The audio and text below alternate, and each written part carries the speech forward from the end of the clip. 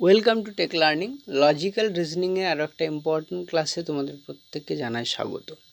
আজকে আমরা লজিক্যাল রিজনিংয়ের সবচাইতে ইম্পর্টেন্ট টপিক নিয়ে চলে এসেছি। আর আজকে আমাদের টপিকটি হলো ব্লাড রিলেশন, রক্ত সম্পর্ক। যে টপিকের উপর তোমাদের লজিক্যাল রিজনিংয়ের কোশ্চেন কিন্তু শুধুমাত্র এনএম জিএনএম না, যে কোনো এক্সামে কিন্তু এসে থাকে। ঠিক আছে? তো এই টপিকটি খুবই ইম্পর্টেন্ট। ওকে, দেখো এই ব্লাড রিলেশন মানে হচ্ছে আমাদের যে বাবা মা, ভাই বোন, দাদু দিদা, ঠাকুর দাদা, ঠিক আছে, কাকু কাকিমা, এদের মধ্যে যে আমাদের সম্পর্ক, এটাকে বলা হয় হচ্ছে ব্লাড রিলেশন, রক্ত সম্পর্ক। তো এই যে রক্ত সম্পর্ক বা ব্লাড রিলেশনের কোশ্চেনের সলিউশন করার আমাদের নিয়ম হচ্ছে, আমাদের যে এই যে আমাদের রিলেশনগুলোকে আমরা আমরা জেনারেশনে ভাগ করে নেব। ঠিক আছে? যেমন আমার দাদা দিদি, ভাই বোন, এরা হলো এক জেনারেশনের, তাহলে সেটাকে এক লাইন বরাবর লিখব। ওকে, এক লাইন বরাবর লিখব। এবার আমার বাবা মা, কাকু কাকিমা, জেঠু জেঠিমা, তারা হচ্ছে বড়, তাদেরকে লিখব উপরে। ঠিক একইভাবে আমার যদি ছেলে মেয়ে হয়, তারা হচ্ছে নেক্সট জেনারেশন হবে, তাদেরকে লিখব নিচে। এরকম তিনটে জেনারেশন লিখব। তিনটে জেনারেশনের মধ্যেই সাধারণত কোশ্চেনটা এসে থাকে।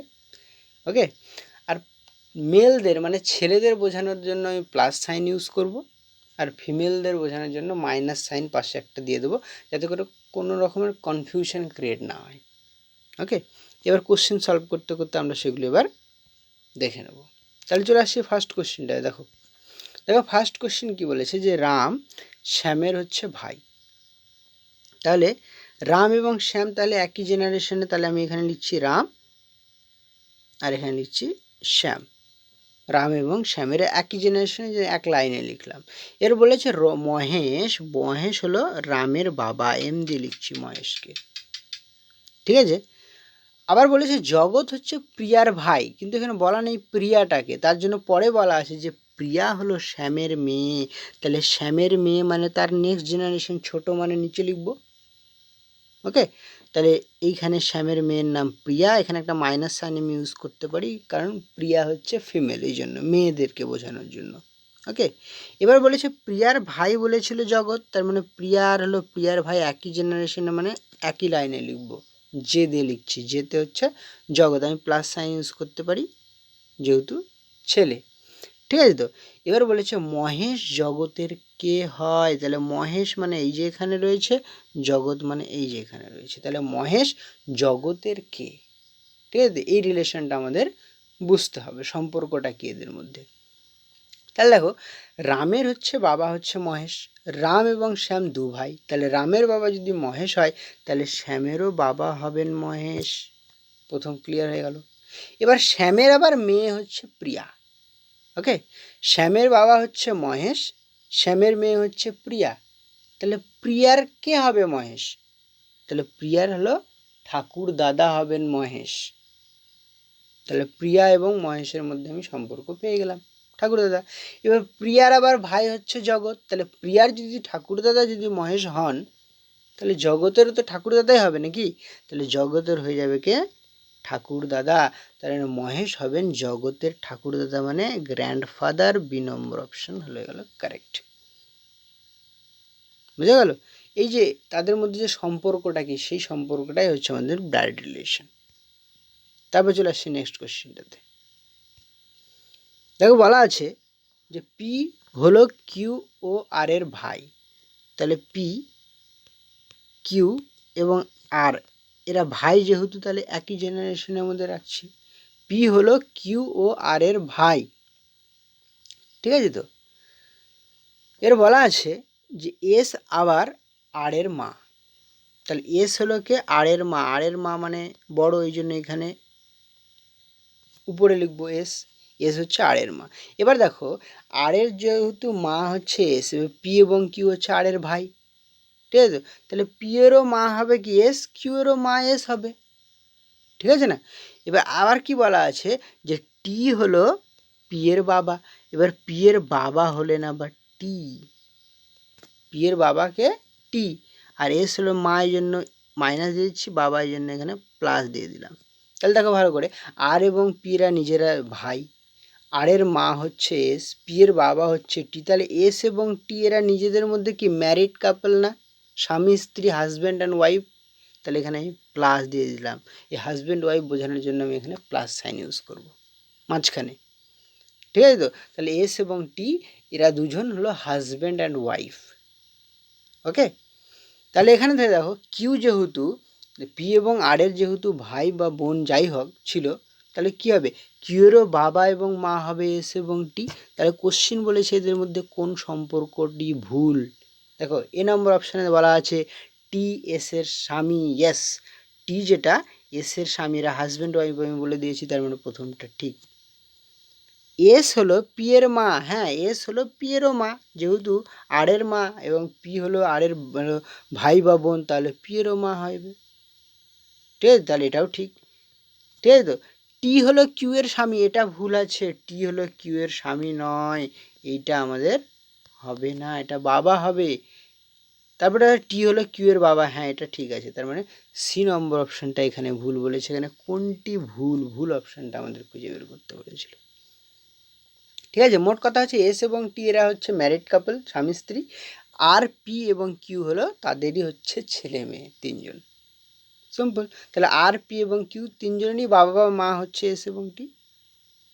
তারপর চলে আসছি নেক্সট কোশ্চেনটাতে, খুব মানে সহজ জিনিসটাকে একটু রিলেশনটাকে মাথা ঠান্ডা করে কোশ্চেনটা পড়ে শুধু বোঝার দরকার রয়েছে, ঠিক আছে। তো তোমরা যারা যারা চ্যানেলে নতুন এসেছো অবশ্যই কিন্তু চ্যানেলটিকে সাবস্ক্রাইব করে নিও, যদি ক্লাসগুলো ভালো লাগে অবশ্যই ক্লাসটা লাইক করে দেবে, বন্ধুদের সঙ্গে শেয়ার করবে, পাশে থাকা বেল আইকনটি অবশ্যই প্রেস করে নেবে, ঠিক আছে তো। আর কী টপিকের উপর তোমাদের ক্লাস চাই নেক্সট, সেটাও তোমরা কমেন্ট বক্সে কিন্তু জানাবে। তারপর নেক্সট কোশ্চেনে চলে আসছি, কী বলেছে, এ বি এর বাবা। এখানে বলা আছে এ বি এর বাবা, তার মানে এ হলো বি এর চাইতে বড়, মানে নেক্সট জেনারেশন চলে যাবে, উপরে লিখবো। তাহলে বি এখানে লিখছি আমি নিচে, বি এখানে লিখছি নিচে, তার বাবাকে এ বলে দিয়েছে, এ বি এর বাবা, বি এর বাবা মানে বি নিচে এ উপরে, ঠিক আছে তো। আবার বলা আছে সি এর ভাই, সি এর ভাই মানে এক জেনারেশনে সি এবং এ, এই জন্য সিটাকে এখানে লিখব, ওকে। আবার কি বলা আছে যে এফ হলো বি এর বোন, এফ হলো বি এর বোন, এফ এবং বি তাহলে একই জেনারেশনে, ভাই বোনেরা একই জেনারেশনে থাকে, তাহলে এফ যেহেতু বোন, এফ যেহেতু বোন তাহলে এখানে আমি মাইনাস চিহ্ন ইউজ করতে পারি, এফ হলো বি এর বোন বলা আছে। তাহলে এবার বলেছে এম যদি এর বাবা হয়, আবার এর বাবা আবার বলা আছে এম, আরও উপরে, বি এর বাবা এ, এর বাবা আবার এম, আরও উপরে লিখলাম ওটা, ঠিক আছে তো। তাহলে বলেছে এফ এবং সি এর মধ্যে সম্পর্ক কি, এফ হলো আমাদের রয়েছে এখানে, সি রয়েছে এখানে, তাদের মধ্যে সম্পর্ক কি। দেখো বি এর হচ্ছে বাবা হলো এ, বি এবং এফ এরা দুই ভাই বোন, তাহলে বি এর বাবা যেহেতু এ হবে, তাহলে এফেরও তো বাবা হবে এ, নাকি, কোনো ডাউট নেই এখানে।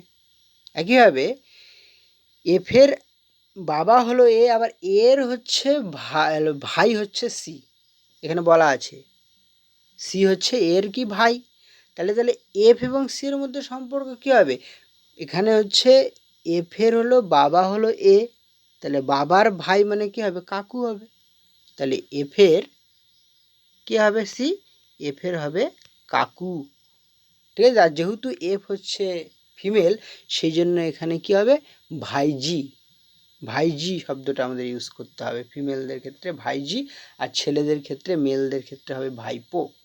তার মানে সি এর বি হলো ভাইপো আর সি এর এফ হলো ভাইজি, তার মানে এফ এবং সি এর মধ্যে সম্পর্ক হলো ভাইজি এবং কাকু, মানে ডি নম্বর অপশান হচ্ছে কারেক্ট, ঠিক আছে তো। বাবার ভাই, বাবার ভাই মানে কাকু, আর যেহেতু এফ হলো ফিমেল ছিল সেই জন্য এখানে ভাইজি শব্দটা ইউজ করতে হবে।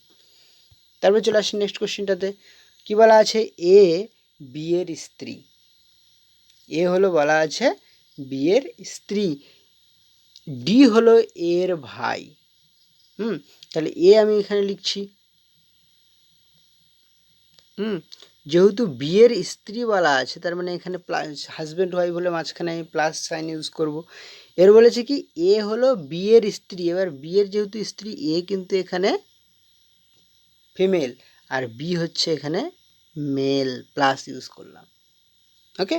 এবার ডি হলো এর ভাই, ডি কে, ডি হচ্ছে এর ভাই, অ্যারো ইউজ করব এখানে, ঠিক আছে। এখানে বলছে পি এবং কিউ ই এর সন্তান, এখানে ইটাকে সেটা হলো বলা আছে, দেখো ই হচ্ছে ডি এর স্ত্রী, যে ডি এর স্ত্রী মানে হচ্ছে ইটা হলো ডি এর স্ত্রী। এবার ডি এর যেহেতু স্ত্রী, তাহলে এখানে ডি আর ই এখানে প্লাস দিয়ে লিখতে পারবো, ওকে। এবার ই এর দুজন সন্তান হচ্ছে, একজন হলো পি এবং কিউ।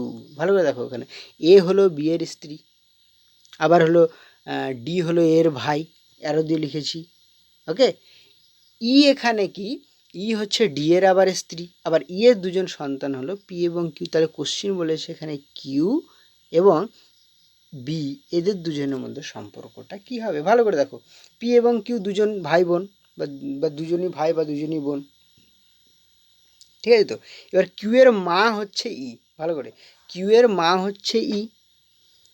এবার ই এর হলো হাজব্যান্ড হলো ডি, তাহলে কিউ এর হলো বাবা হলেন ডি, ঠিক আছে তো। এবার বাবার আবার বোন হলেন হচ্ছে কি এ, তাহলে কিউ এর কে হবেন এ, কিউ এর হবে কি পিসি, কিউ এর পিসি হবে হচ্ছে, পিসিমণি হবে হলো এ। আমাদের কোশ্চিন বলেছে কিউ এবং বি এর মধ্যে সম্পর্ক, এবার পিসিমণির হাজব্যান্ড হলে আবার বি, তাহলে কিউ এর কে হবে বি, তাহলে কিউ এর হবে পিসিমণির হাজব্যান্ড মানে পিসেমশাই, পিসিমণির হাজব্যান্ড মানে পিসেমশাই, পিসেমশাইকে আমরা আঙ্কেলও বলতে পারি। এখানে অপশানটা হয়ে যাবে কি আঙ্কেল, পিসেমশাইকে আমরা আঙ্কেল শব্দটা ইউজ করি, কিন্তু এখানে কাকু লেখা আছে, অ্যাকচুয়ালি বাংলা করতে গিয়ে এটা কাকু হয়ে গেছে, এটা অ্যাকচুয়ালি আঙ্কেল ছিল, তো এই জন্য কাকু হয়ে গেছে। এটা পিসেমশাই বা সি নম্বর অপশান, পিসেমশাই, ঠিক আছে, এটা আঙ্কেল। আরেকবার বলে দিই, পি এবং কিউ, কিউ এর হচ্ছে মা হলেন হচ্ছে ই, এবার ই এর হলো হাজব্যান্ড ডি, তার মানে কিউ এর বাবা হয়ে গেল হলো ডি। এবার ডি এবং এর মধ্যে সম্পর্ক, ওরা দু ভাই বোন, এ হলো যেহেতু ফিমেল, তাহলে এখানে কিউ এর হচ্ছে পিসিমণি হয়ে যাবে এ। এবার পিসিমণির হাজব্যান্ড হলো বি, তাহলে কিউ আর বি এর মধ্যে সম্পর্ক হলো, কিউ এর হলো পিসে মশাই বা আঙ্কেল হয়ে যাবে হচ্ছে বি। তাহলে এখানে বলেছে বি এবং কিউ এর মধ্যে সম্পর্ক হচ্ছে, বি হলো, বি হচ্ছে কিউ এর পিসেমশাই। তারপরে চলে আসছি নেক্সট। তারপরে দেখো নেক্সট কোশ্চেনটা কি বলেছে, কিউ এর মা পি এর বোন, কিউ এর যেটা মা পি এর বোন, তাহলে কিউ লিখলাম এখানে, এখানে কি লিখলাম কিউ, তার মা জানা নেই, তার মায়ের নাম টাম কিছু লেখা নেই, এই জন্য আমি এক্স দিয়ে লিখছি। কিউ এর যেটা মা সেটা আবার পি এর বোন, যেহেতু এখানে মা বলা আছে তার মানে এখানে মাইনাস লিখতে পারি, তাহলে এক্স হলো হচ্ছে একজন মহিলা, তাহলে কিউ এর যেটা মা মানে এক্স, পি এর হলো বোন, তাহলে পিটা এখানে ছেলে না মেয়ে সেটা কিন্তু মেনশন করা নেই। এবার বলা আছে কি এম এর কন্যা, আবার এক্স যেটা সেটা আবার এম এর কন্যা বলা আছে। ভালো করে দেখো, কিউ এর মা পি এর বোন এম এর কন্যা, তাহলে কিউ এর মা এক্স, পি এর বোন, আর এম এর হচ্ছে কন্যা, এই জন্য এমটাকে আমি উপরে রাখছি, ঠিক আছে। এবার বলেছে যে এস হলো পি এর কন্যা, তাহলে এস হলো পি এর কন্যা, পি এর কন্যাকে লেখা হয়েছে এস দ্বারা, কন্যা যেহেতু এই জন্য মাইনাস লিখতে পারি, ঠিক আছে। এবার এবং টি এর বোন বলা আছে, এবং টি এর যেহেতু বোন, এখানে বলা আছে কি এস পি এর কন্যা এবং টি এর বোন, টি এর যেহেতু বোন মানে এরা একই জেনারেশন, তাহলে এখানে আমি টি লিখতে পারি। এখানে কিন্তু এটা বলা নাই যে টি হলো মেল না ফিমেল, এসটা ফিমেল এক্সটা ফিমেল, কিন্তু টি বা পি আর এম মেল না ফিমেল, ছেলে না মেয়ে কিন্তু কিছু বলা নেই।